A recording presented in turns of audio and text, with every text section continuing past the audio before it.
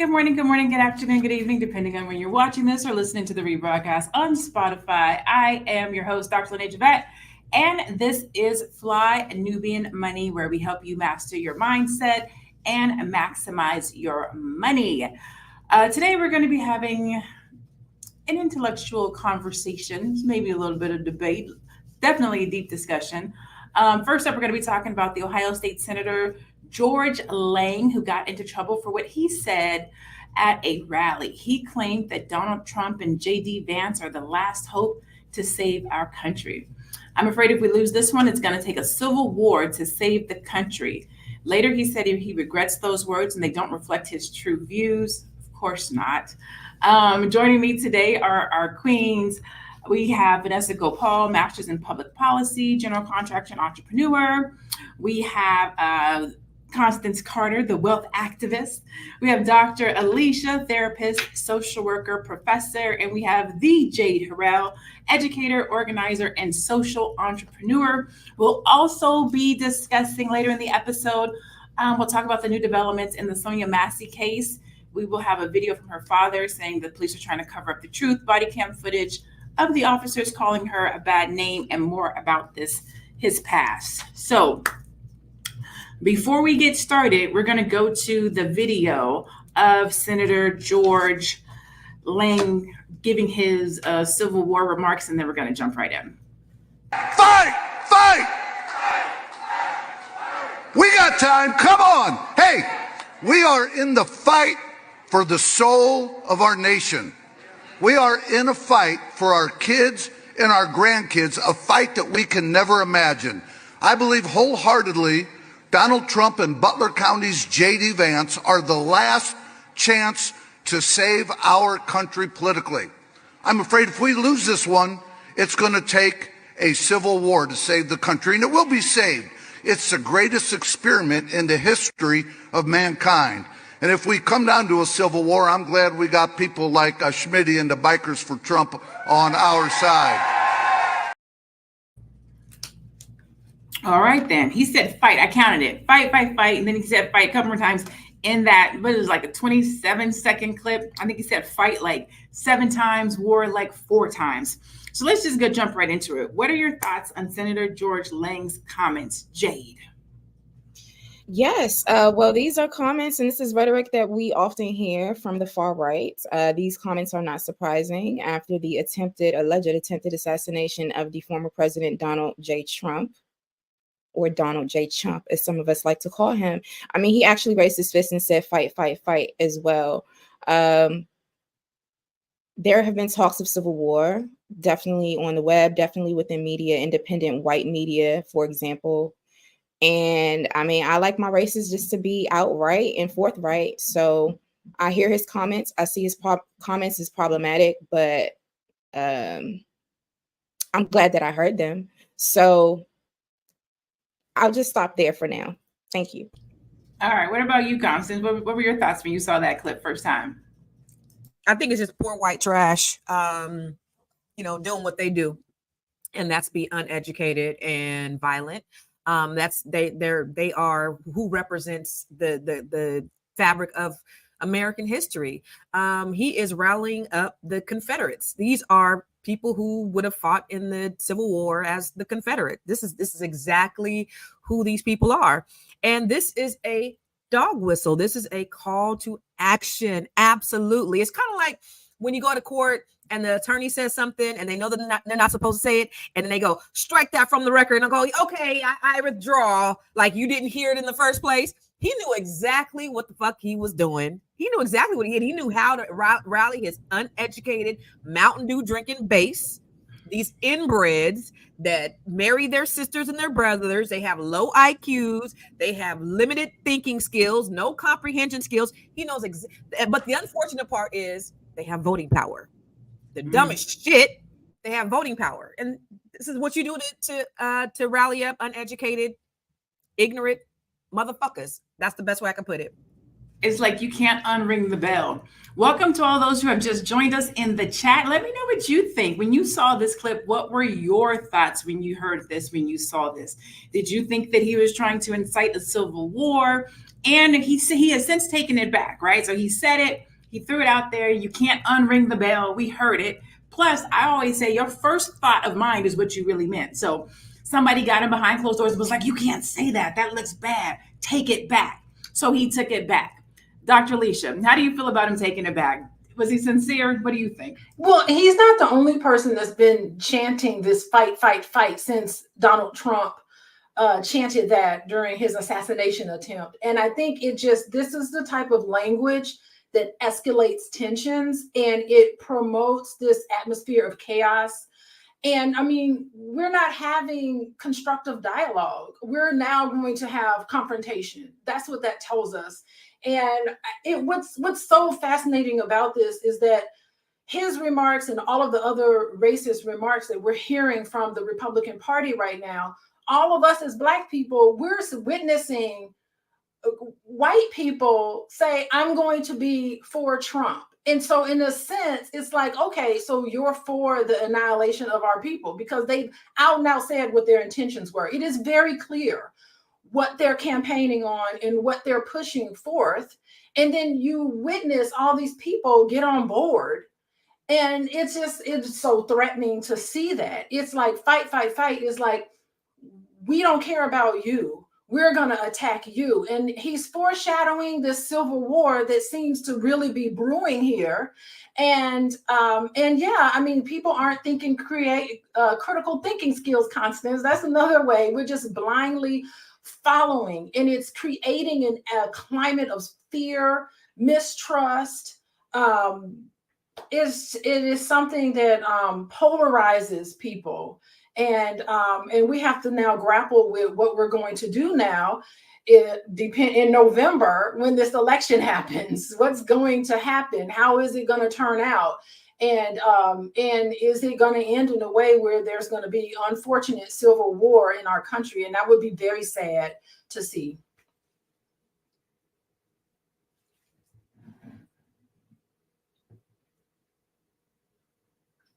We can't hear you. Okay. You're muted. I think she's muted.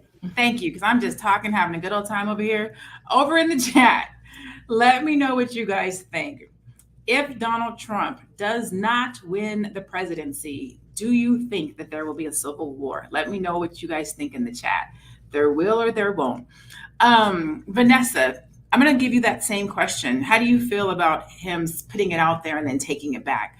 Do you think he meant it? Do you think he was sincere? Do you think that the people who needed to get triggered and activated were triggered and activated? Or do you think that he truly was excited? I think he truly was excited. I think this is the same sentiments that when we see Black police go in and they feel fearful of Black people, I think he's promoting that narrative of there is white men are, we feel, fearful, we're losing in this country and we need to fight back. That is exactly what he's saying. That is exactly what he meant. And, I have always been a proponent and kind of scared, to be honest, of going to the gun range and practicing, but hear me out. I'm going to start, and it's something that I think we all as Black folks should start because it feels very unsafe in this environment. And him pushing violence is, he knows who he's calling out to. He's saying we will wreak havoc if we don't get what we want because white men are threatened in America. At least that's the narrative that he's pushing. So I don't believe the apology. I think it's bullshit. I think it's just for, political purposes. You have to apologize, but in no way is it sincere. And he definitely meant what he said. And I think that we all should be getting prepared in one way or another. And, I always would say this every time I get an opportunity to speak, show up and vote, but also show up and learn how to shoot a gun too. Show up and be safe. Jay, why do you think these types of statements get strong reactions from people when you hear something like inciting a civil war? Why do people get excited about something like that? Yeah, I think from the melanin deficient side or sector of America, they are in fear of genetic annihilation, right? Which is what Dr. Frances Cress Welsing talked about. And just noticing that they are a minority, a numerical minority on the planet, but also now becoming a minority in America. And that, the reigns of white privilege are slowly slipping away from their hands because they have to actually compete. It's not, good enough anymore to just wake up and be white and mediocre. They actually have to compete with so many people that don't look like them in every sector of society. So I think that is why they get riled up on the melanin deficient side, because they've also been preparing for civil war. And they know that for the most part, they have historically been able to kill Black people with impunity. And just sort of get away with it. Now, in terms of Black folks being riled up, I mean, there's a lot of fear and a lot of generational trauma, as it relates to white folks, white mobs, white people in authority, inflicting violence and brutality onto our people. And so that is why, folks also get riled up. I also agree with the sister Vanessa that, it was politically correct for him to walk that statement back and to apologize. But I would rather hear more of their plans. I want to hear more of the rhetoric, just so that we know what we're dealing with. I saw a post somewhere, I can't remember where, I think it was Instagram, that said we're literally witnessing Klan rallies in public.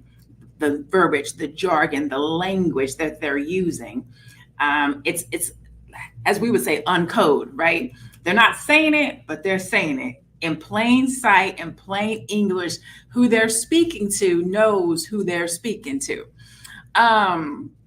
Let's see.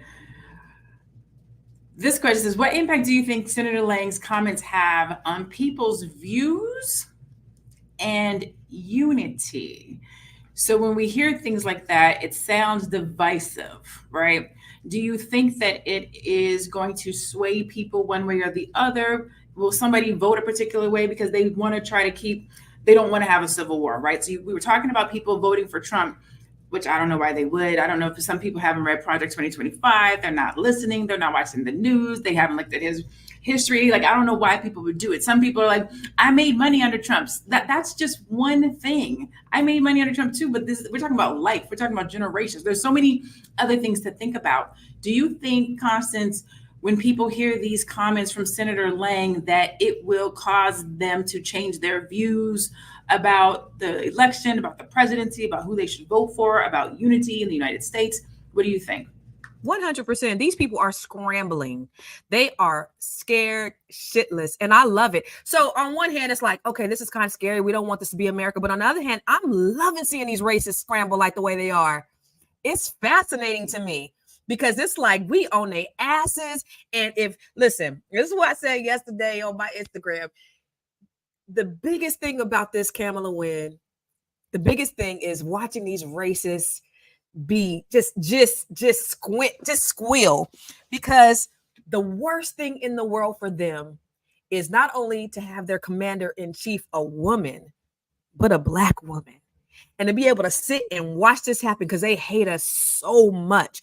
And when after Obama, it just exacerbated and it magnified all of these just uneducated, trash, racist people. And so now we're seeing them on the forefront.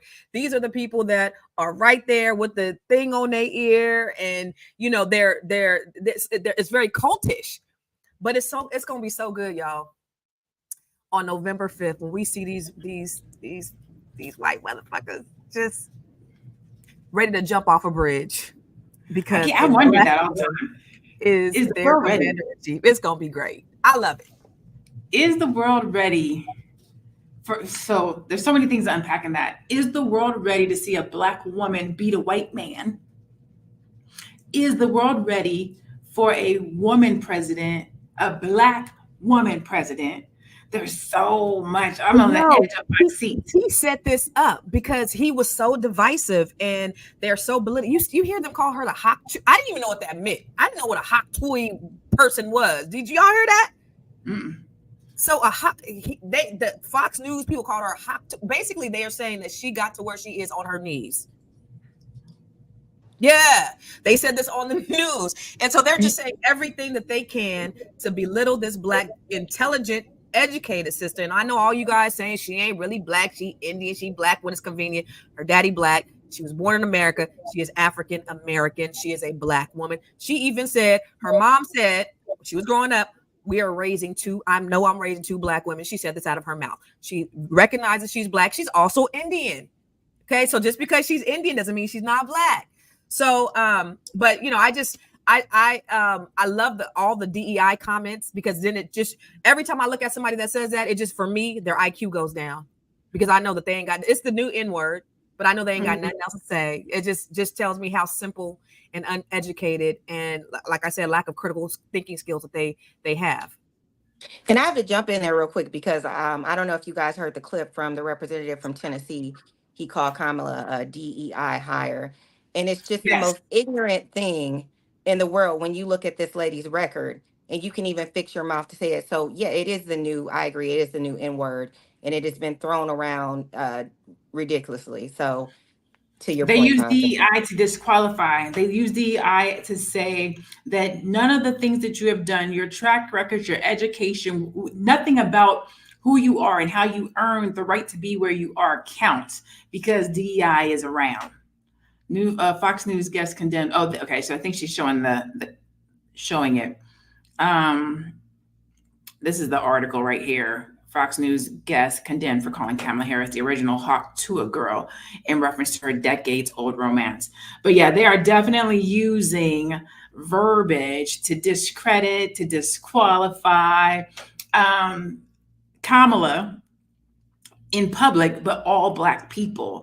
I saw a post that said Black women get prepared to be crucified over the next couple of months, because they're going to go hard at her, and it's not going to necessarily be her, it's going to be Black women in general. So with that, if you want to stay tuned in to what's happening in America with Black women, then you are in the right place. This is Fly Nubian Money. If you want to stay connected to us on a regular basis and know when we're going live, Monday through Friday at 1:00 p.m. Eastern, you can text the word Queens to 87948. Again, that's Queens to 87948. If you are interested in getting your money life right and together, and you're looking for some free tools and resources, you can go to flynubianmoney.com. It's on the screen down below. And if you miss us live, I think I saw somebody in the chat was like, oh my God, I'm so glad to be here live. Live is the place to be. But if you miss us live, you can also check us out on Spotify at 1:00 Eastern. Look for Fly Nubian Money, and you can catch us there. So let's see. I got my handy dandy notes over here. This 47. This is a sidebar conversation. Have you guys heard of mushroom coffee? I'm 47 and I get serious brain fog. So if I don't have my mushroom coffee or something for my brain fog, I will lose track. But thanks to our producers, I always like to give the producers a shout out, because these notes be helping me stay on track and on time when I be having brain fog. And today is one of those brain fog days. So I'm sorry if I'm looking at my notes a lot today. It's just one of those days. But anyways, Dr. Alicia, how does divisive talks about politics, how do these types of conversations about politics make us more divisive, especially during an election time? I would say normal election time, but especially right now when we have a Black woman that could be potentially going on the ticket. Has she officially been given the nod? Is she official yet?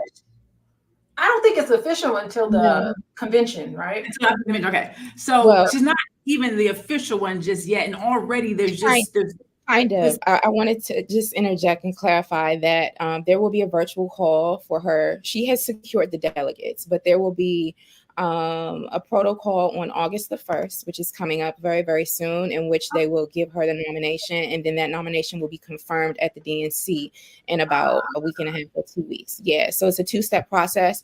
I think Ohio was the state that had some issues within the Democratic Party at the state level, and they decided to do a Zoom call to get delegates confirmed, and they were going back and forth about that last week. So that process will happen on August the 1st, and then at the DNC, she'll get sworn in and hopefully not give a 90-minute acceptance speech like Trump did last week. But anyway.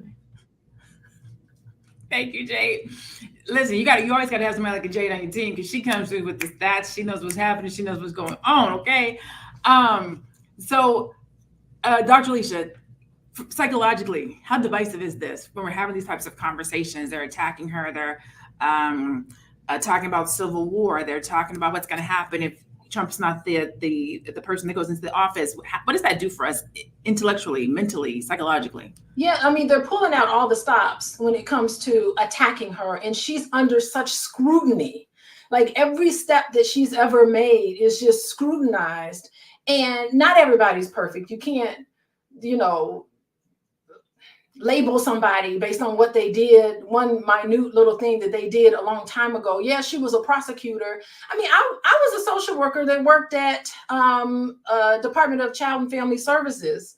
That was my job at one point. I did my internship there when I was trying to be a social worker. You can't say, oh, Dr. Alicia, 20 years ago, you were taking babies away from their moms. I'm like, no, I worked in a system that did that, that's trying to protect children. And yeah, I mean, yeah, she was a prosecutor, but you know, that was embedded in her job. And so like, that's the scrutiny that she is going to be under. And we are all going to witness this scrutiny that a lot of us as Black women, we connect to that because it mimics what goes on in our personal lives in a lot of different ways. When we go to work and we have to work with, you know, multiracial group of people and white people who scrutinize every little word you say and everything that you do. All of us have examples. I'm sure all of us have examples of how we have been slighted in some way and ourselves have been scrutinized. So now we're going to witness this, you know, and it's going to minimize her. We're going to see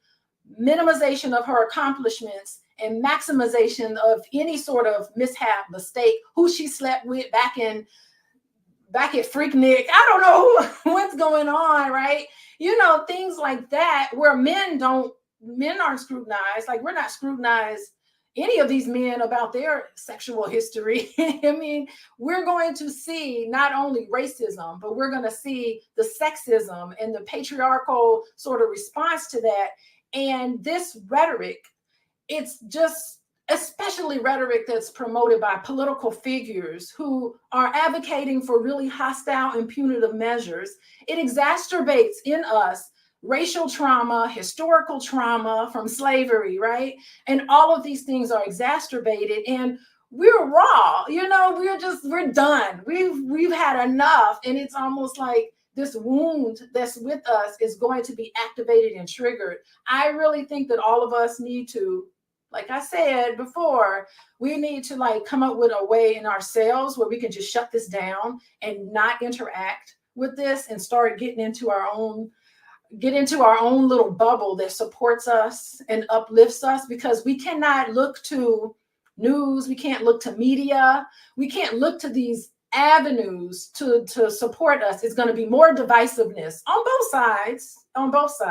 It's going to be way more divisiveness. So we need to learn how to cut some of this off and distance ourselves from this, because it is just going to raise so many, that happened to me too, you know, all of this. So it's not very productive, but these injustices, we're going to see more of it.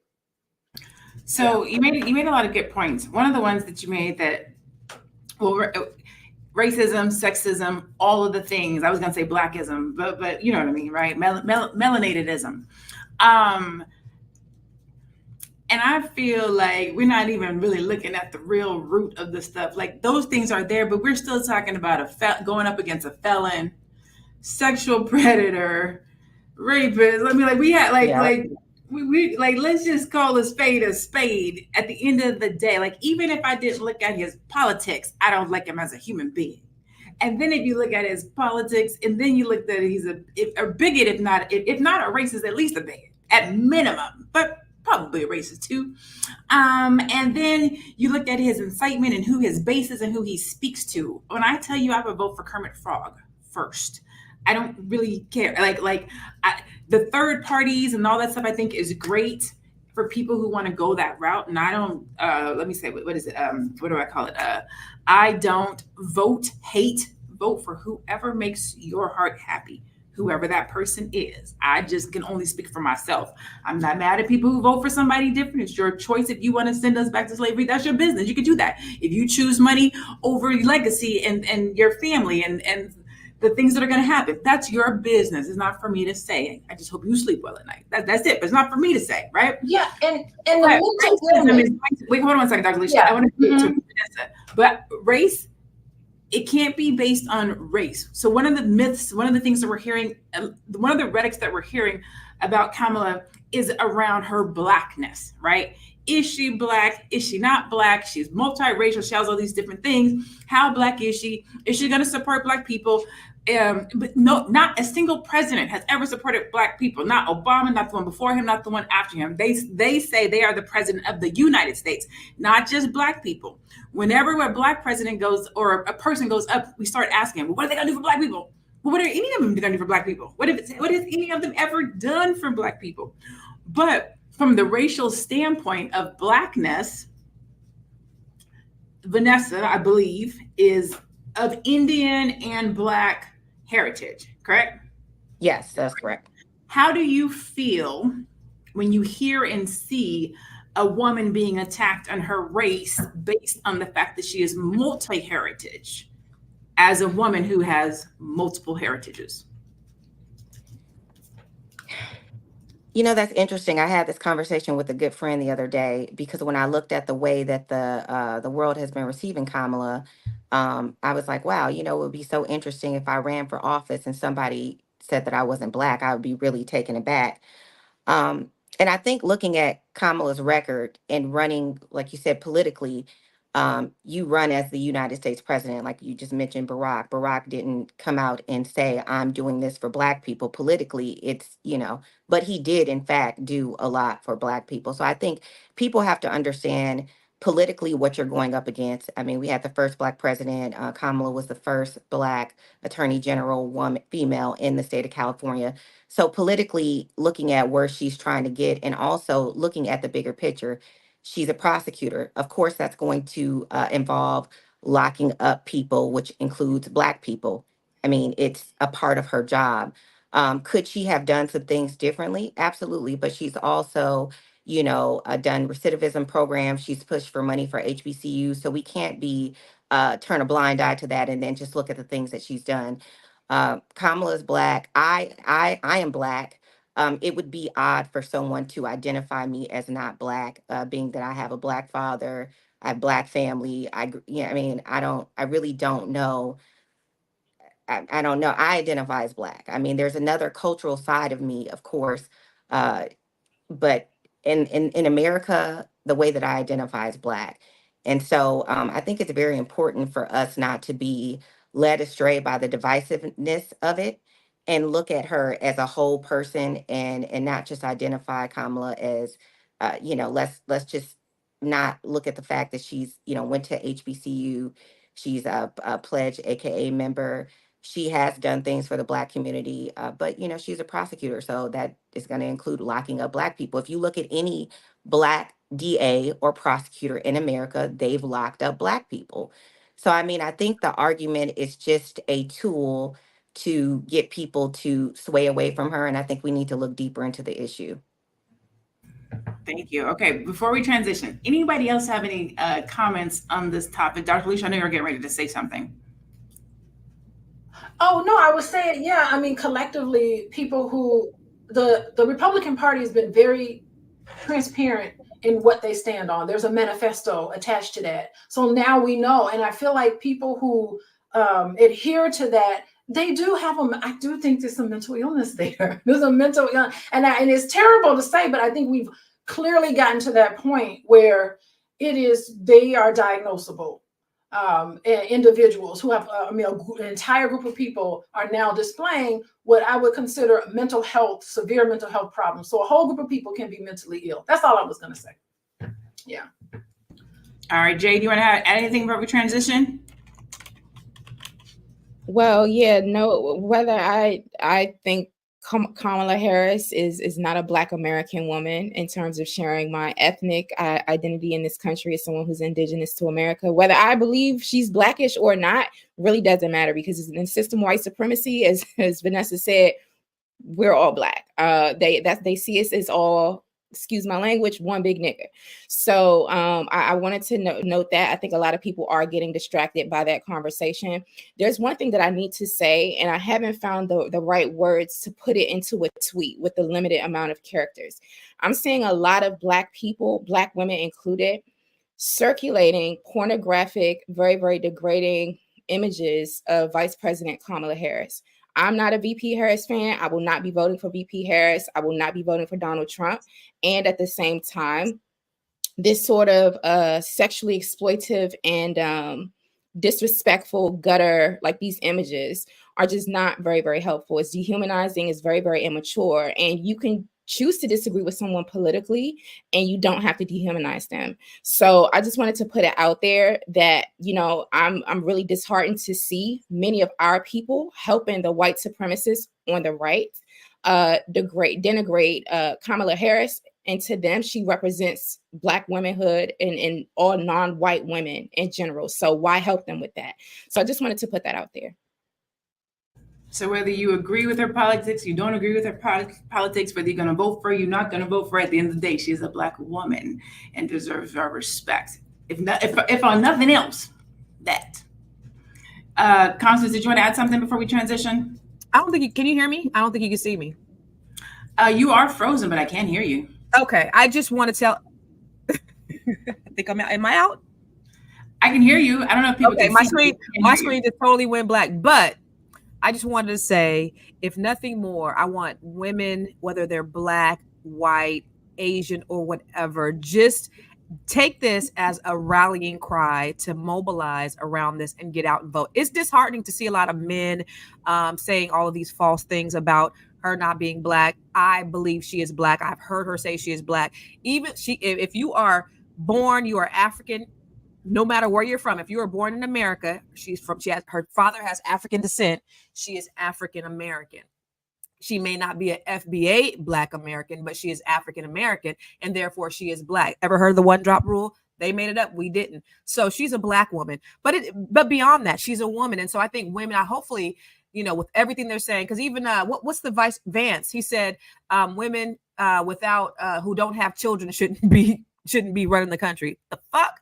So just all of the crazy rhetoric that they're saying, just to try to discredit her in one way or the other, it should actually wake people up to say, this ain't right. And we want to vote for what's right. So that's all I got to say. And I'm going to log off and log back on so y'all can see me in a minute. Thank you. Can I clarify something real quick, Lene? I want to clarify the comment. Thank you for bringing that up, Constance. The comment that Trump's vice presidential running mate made is that people who don't have children should have less voting rights in American society. So if you have not biologically birthed children, you actually shouldn't get the right to vote. So this is literally something that he said in a stump speech. I think it was yesterday or the day before. So this sort of rhetoric, is toxic, and it's out there, and we see where it's coming from. Absolutely. And really, I'm going to jump in really quick, just to piggyback off that. I think we also just have to recognize when we're being used. So like when you look at, someone like Trump, and he has, 3 different baby mamas, wives, whatever this man has going on. He's cheated on his wife, he's a sex offender. I mean, the list goes on. And yet, we'll see the narrative of dragging Kamala through the media of she's a whore and, whatever else lies they choose. We have to recognize when we're being used, when her Blackness is being weaponized to other Black people so that it creates division. And I think this is one of those scenarios. Like when you look at, whether or not you agree that she's a Black American or she's not Black enough. I don't know. But the point is that they are using it as a tool to create division, the same way they do with colorism within the Black community. And we have to recognize when we're being used, and we're being used. So if we're not aware of that and recognizing that, then it's going to be counterproductive for our community. So right before we pivot, I saw all the comments. Ooh, there goes my earring. I saw all the comments about, but her dad, she doesn't have any Black, she's not African. So of course, beautiful that we can do this live. I had to look it up. Her father is Jamaican born. Jamaican would be considered black. So maybe we don't call her African, but she got black in her. Her father, Jamaican-born Donald J. Harris, and Indian Shyamala Gopalan, met at UC Berkeley, then had prominent careers. So yes, she does have black in her. Just to go ahead and close that. All right, so this is Fly Nubian Money. Again, you can catch us here every Monday through Friday at 1:00 p.m. Eastern. If you text the word Queens to 87948, you can be reminded, you can get notified, you can find out when we are live, which is again Monday through Friday at 1:00 p.m. If you miss us here, you can listen to us on Spotify. If you go and search for Fly Nubian Money, you can listen to us on Spotify after the fact. And then if you are looking for some tools, resources around money and or business, you can go to flynubianmoney.com. So now we're going to switch topics and talk about the new updates in the Sonya Massey case. We have a video from her father accusing the police of cover-up, body cam footage of the officer calling her a bad name, and more about the officer's troubled past, including DUIs and losing his job. Let's go ahead and go to that video before we dive deeper. You know, I'm hearing that you were told conflicting stories. What were you told, the circumstances of this shooting? Well, I was never told that it was a deputy-involved shooting. We were under the impression that she was killed by the intruder or some other person from the street or something, and they just went in there and found her dead body. I did not find out that the deputies killed her until my brother asked for Sonya's address, and I gave it to him. And he said, "Brother, this says deputies involved." And I'm like, "What are you talking about?" But we were all misled to believe that. And then there was a story that this was self-inflicted, a self-inflicted gunshot. Oh, my goodness. So I think the cover-up started from just right after it happened. And thank God for the body camera footage. It's probably the most horrible and heart-wrenching thing that we've ever seen in our lives. But if it were not for the body cam footage, we would not have known that this occurred. Yes, I say thank goodness, too, for that body cam footage, because we in the video, it clearly shows she was not approaching him with steaming hot water, number one, which is what he said at the beginning. When he was asked about the gun, clearly there was no gun. She had said to the officer, "I rebuke you in the name of Jesus," which seemed to set him off. What do you think she meant? What does that mean? What was going on that you think that she would say those words to him? I think that she feared for her life. There was some premonition that she had. And it seems like he was just an emissary of Satan. And that's what caused him to do what he did. It's just unexplainable. Yeah. So tragic. I have not watched the video. I'm at a place in my life where I just cannot watch these videos anymore. I listen, I hear, I understand, I know, but I just cannot watch the video. So I have not seen the video, but I am aware of what happened. So if you are not aware of what happened, Sonya Massey was killed in her home, and the police tried to cover it up and say that she was attacking them with boiling water, and or that the intruder did it, and or blah, blah, blah. But the footage just came out this week, and we saw that that was not the case. Had the footage not come out, they might have got away with it, but they didn't. What are your thoughts, or what are your thoughts on this new evidence and the allegations as they are being presented to us now, Constance?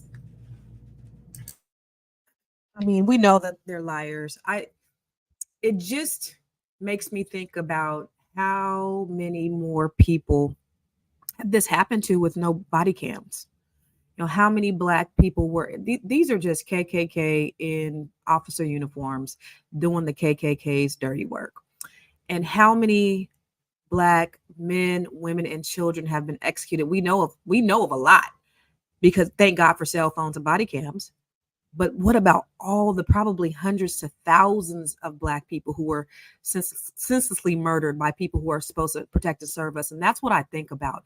This was so brutal. This man shot her in the eye and it came out through her neck for no reason. And it makes me sick to my stomach even thinking about it. And then I saw the he was clear. He didn't have. So it was funny because when they were outside after all the police came back, his body cam was now all of a sudden on. It was off. He knew what he went in there to do.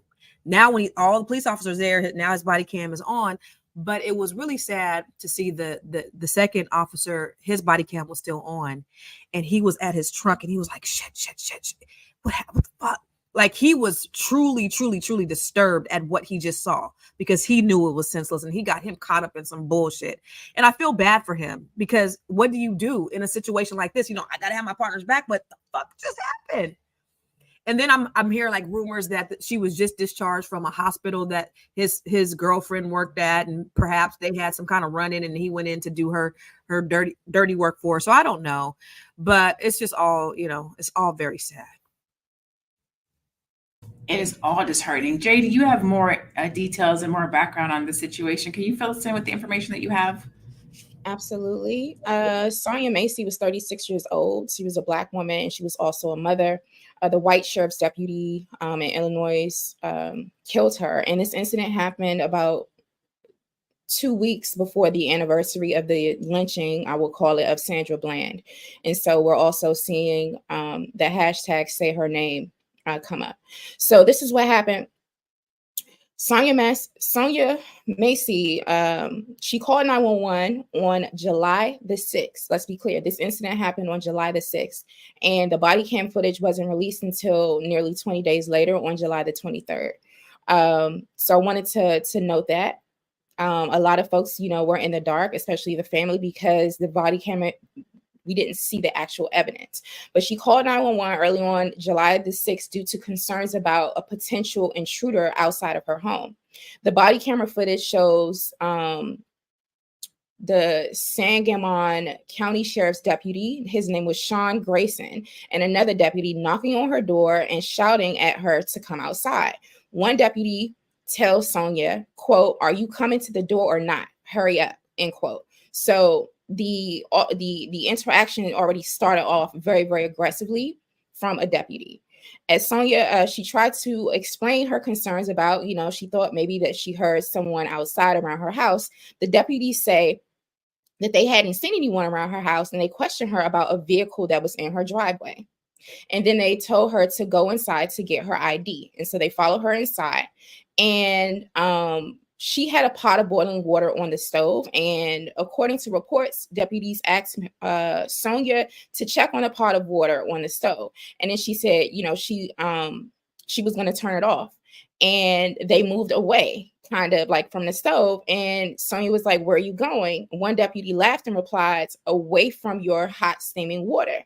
And so then Sonya says, quote, "I rebuke you in the name of Jesus." And that's when the tension started to escalate.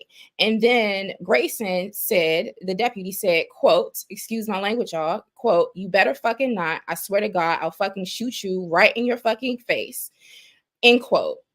And both the deputies then draw their guns and demand that Massey drop the pot. She was not coming at them with a pot of hot water or anything like that. And then she said, quote, "Okay, I'm sorry," as she tries to duck out of the way. And then Grayson shot her and killed her.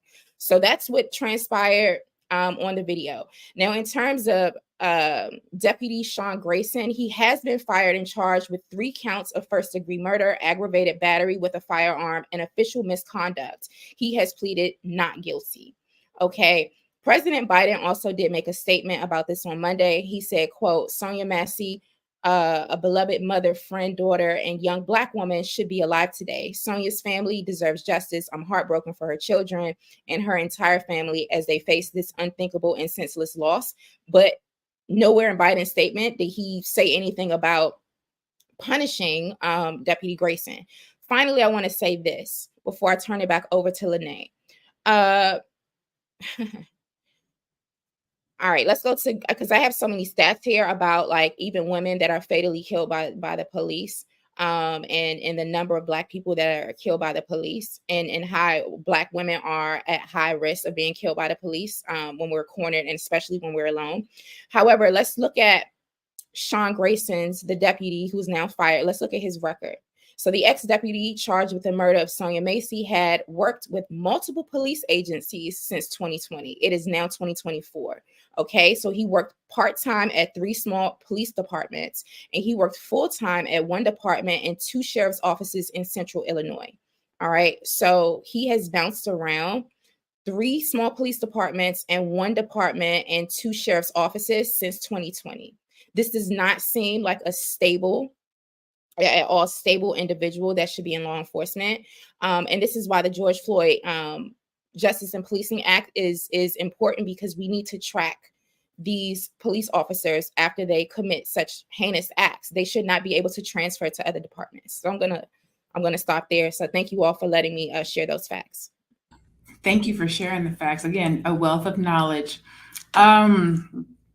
Vanessa, how do you think a case like this adds to the mistrust between the Black community and the police? I mean, I think it exacerbates it, because we see this time and time again. I mean, this is like, we're talking about this 2-3 times a year. I mean, we could just, it's exhausting. Mentally, it's exhausting. Because that could have been my aunt. It could have been me. You could open it. It's scary that you can open your door and not be doing anything wrong, and someone can come in your house and tell you to go to the stove and turn off the stove or what, and then just shoot you. I mean, that's so unsettling. I don't, so it's exhausting. I mean, and it's frustrating. This, when I saw that video, it really like shook me, as I'm sure anyone who saw the video, especially Black women. But she was not a threat. She was small. This idea that white men feel threatened when you have 2 men with guns and armed, she's so much smaller. I mean, it's just bullshit. I mean, it's I don't know what needs to be done to stop it. I mean, my biggest thing is, get out and vote. We need policies in place that stop cops from moving around after they've done heinous crimes. But furthermore, we need to control how our local dollars are issued to policing, whether that's more thorough background checks, psychological tests, or so we can see, biases more clearly. He has a tattoo on his arm. I think personally that should disqualify you. You have a way, you shouldn't be a police officer if you have so it's exhausting. All I can say is please show up and vote at your local elections. Who your mayor is, who your board of commissioners are, who your chief of police is, really truly matters. And get on the line with those people to make sure they aren't getting police officers like this in your community.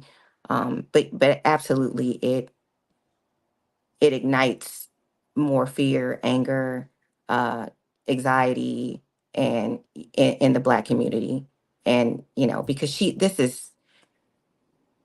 this was really, I don't even have words for it. Like, it's just, it pisses me off in my soul.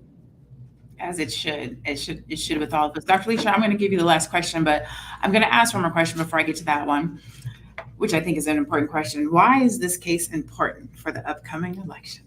Let's talk about why this case is important with Project 2025 on the loose. Constance and Jade, I'm gonna let you two weigh in on this, and then I'm gonna go to Alicia with our last question. Why is this case, not that any of the other ones are not important, but right now with the presidency as it is, with Project 2025 as it is, why is this case important for the upcoming election, Constance? Well, we know Donald Trump said he was going to give the police full immunity. Mm-hmm. If that's the case, this murderer gets full immunity. So if you don't vote for anything else, you have to vote for that, because we are not safe, Black people. My boys, I got 3 boys, they are not safe. my daughter, not even me as a woman, being a Black woman, I'm not safe. So yeah, that's why we should. Jade, you can answer that, or you can answer what should be done to ensure accountability and transparency in such cases, either or.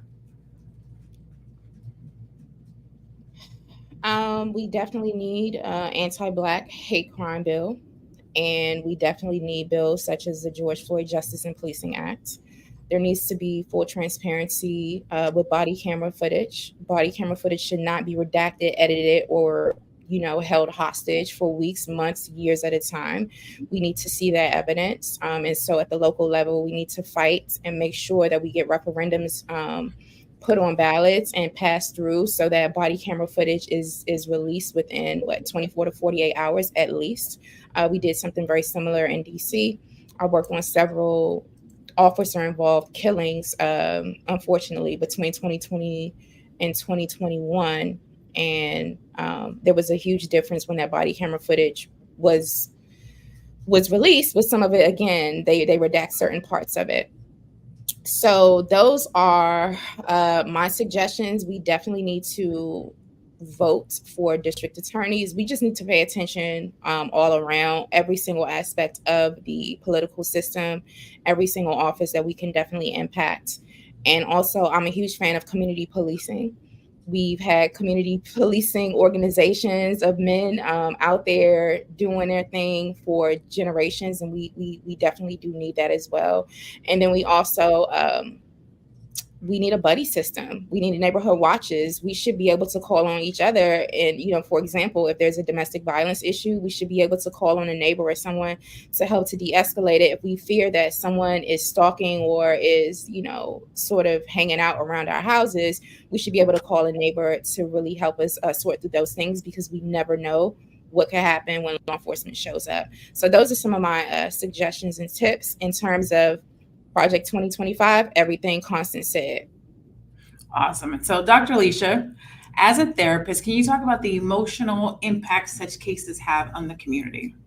Yeah, I think all instances of police brutality and all the unjust killings of unarmed Black individual, I think it extends far beyond what's happening with the immediate families that are affected. And by the way, I cannot imagine what this family is going through, getting all these conflicted information.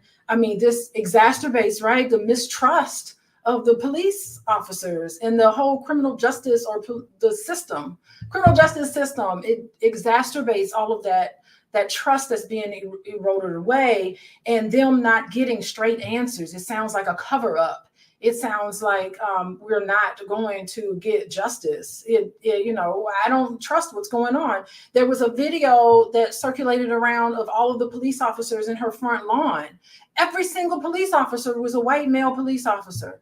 I saw no diversity on that police force. And granted, it's Springfield. That's a very, there's some diversity there. That's the state capital, right, of Illinois. You tell me you can't find diverse police officers? So this sort of racial trauma, it really manifests deep-seated anxieties and fear of safety for not only ourselves, but our loved ones. All of this psychological scars, which I experience myself. I'm witnessing it with you guys, hearing about these tragedies. It can exacerbate PTSD in us as individuals, anxiety, depression, and it just creates this environment where the threat of violence really seems like omnipresent in a sense. And it compounds, I think we've all talked about this historical trauma that's tied to slavery and systemic oppression and all of these things. And that it's really our collective identity as Black people today. So, what we need to do is we need to find some healthy outlets. I'm going back to us as individuals. We need to find some healthy outlets to distance ourselves from some of this. It can become overwhelming. Nothing feels more helpless than to just have the fate of our lives in the hands of someone else. So I love the whole idea of the community organizing that Jay talked about, and having these ways for us to get together. Channels like this, Fly Nubian Queen, we all can, this is helpful. Hopefully this will raise our awareness, but it will also be empowering because there's people in the chat supporting each other. Use social media in a way that's less helpful and healthy for you. And, just turn some of this that negativity off. So I really think that we're now just being tested in and the gross negligence of these systems are supposed to support us, that we pay our tax-paying dollars go to this. And yeah, I love what Vanessa is saying. Not only do we need to vote in our local elections, but we need to follow up with our vote and hold everybody accountable to the platform on which they voted. I mean, look at this election. I think let's just focus on the issues instead of the people, right? People are flawed, right? But the platforms, there are websites you can go to where you can answer questions about values that you hold dear and near to your heart. And you can ask those questions, answer those questions. And based on your answers, they will tell you, okay, this political person who is running for election, this is what they believe in. And you can really make objective choices about who to vote for based on what's important to you instead of this emotional tie to it. So I think that's a wonderful way for us to smartly think about what to do and then vote in that way, and then distance ourselves from all of these emotionally charged, triggering things that are happening to us. Thank you so much for that, Dr. Alicia. Thank you to everybody who has chimed in and tuned in on today's Fly Nubian Money. We're going to go ahead and go around the room to make sure that you guys know where you can find all of our queens that were here today. If you guys can just tell people what your handle is and where they can find you, and then we'll go ahead and close out our session for today. We'll start with you, Constance. It's your girl, Constance Carter, and you can find me anywhere at I Am Constance Carter, whether it's on Facebook, Instagram, YouTube. I'm always here, and I'm always trying to put out thought-provoking content for you. So make sure you follow me and subscribe. Awesome. Thank you so much. Jade Harrell. Yes, my name is Jade Harrell. I'm an organizer, educator, and consultant, and you can find me where the money resides.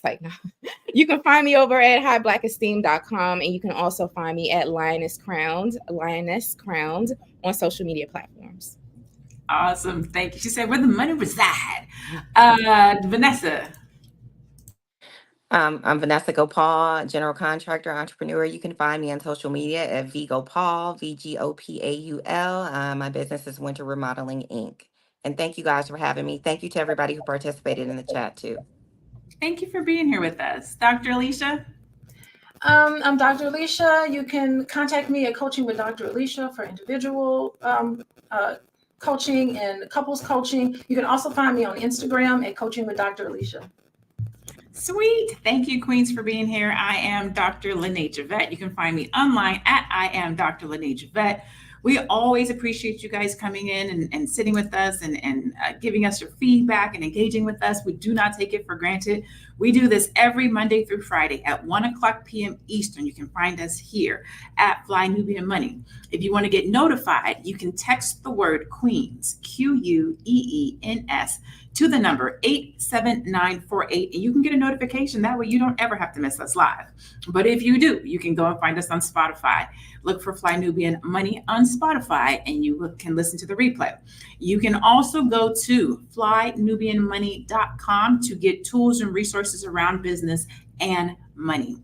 We appreciate you. We love you. We look forward to seeing you again tomorrow. Go out into the world and be blessed, be Black, and be one. And we'll see you tomorrow. Bye, everyone.